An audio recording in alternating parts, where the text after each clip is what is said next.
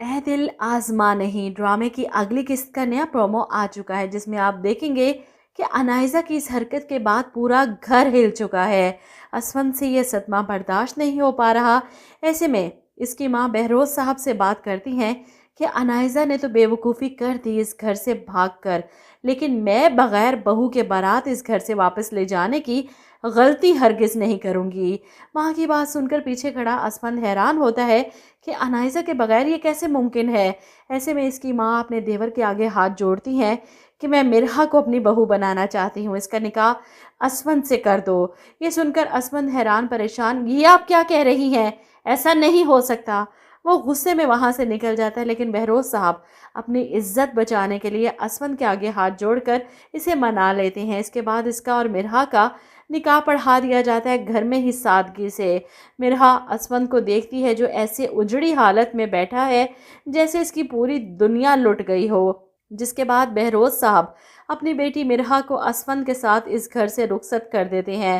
مرحا کو اسفند کے کمرے تک پہنچا دیا جاتا ہے اور یہاں پر اسفند اپنی دلہن کے پاس جانے سے انکار کر دیتا ہے۔ اسے گھر سے باہر جاتے دیکھ اس کی ماں اسے روکتی ہیں، کہاں جا رہے ہو تم اس وقت؟ جس پر اسفند ان سے کہتا ہے کہ خوش ہو جائیے، آپ اپنی پسند کی بہو اس گھر میں لے آئی ہیں، اپنی مرضی سے آپ نے یہ سب کیا۔ آپ سب نے اس زبردستی کے رشتے کو میرے سر پر تو مسلط کر دیا، لیکن یاد رکھیے کہ زبردستی کا رشتہ زیادہ دیر تک نہیں چلتا۔ ادھر مرحا کمرے میں شیشے کے سامنے کھڑی رو رہی ہے کہ اس کی قسمت میں یہ سب ایسے کیوں لکھا تھا۔ وہ محبت کرتی ہے اسفند سے، شادی بھی کرنا چاہتی تھی، لیکن اس طرح بے مول ہو کر اس کی زندگی میں نہیں آنا چاہتی تھی۔ وہ اپنا زیور اتار رہی ہے جب اسفند اپنی ماں کی ناراضگی کے بعد غصے میں کمرے میں آتا ہے اور آتے ہی ہر چیز کو توڑنا شروع کر دیتا ہے۔ کمرے میں لگے تمام پھولوں کو نوچ نوچ کر پھینکتا ہے۔ اس کی دماغی حالت اس قدر خراب ہو گئی ہے انائزہ کے ٹھکرانے پر کہ سب برباد کر دینا چاہتا ہے۔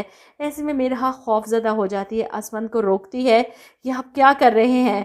جس پر اسفند کہتا ہے کہ میں اچھی طرح سے جانتا ہوں کہ ہم ایک دوسرے سے شادی نہیں کرنا چاہتے تھے، بہت جلد ہم الگ ہو جائیں گے اور پھر تم چلی جانا اپنے اس شارک کے پاس، کیونکہ میں جانتا ہوں کہ تم اسی سے محبت کرتی ہو۔ اس کی بات سن کر مرحا تڑپ کر اسے دیکھتی ہے، نہیں محبت کرتی میں شارک سے، کوئی تعلق نہیں تھا میرا اس سے، میں تو اسے جانتی تک نہیں تھی۔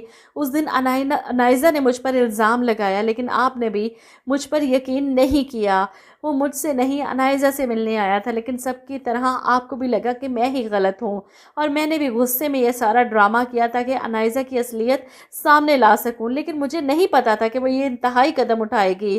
اسفند کو مرحا کی باتوں پر یقین نہیں آتا۔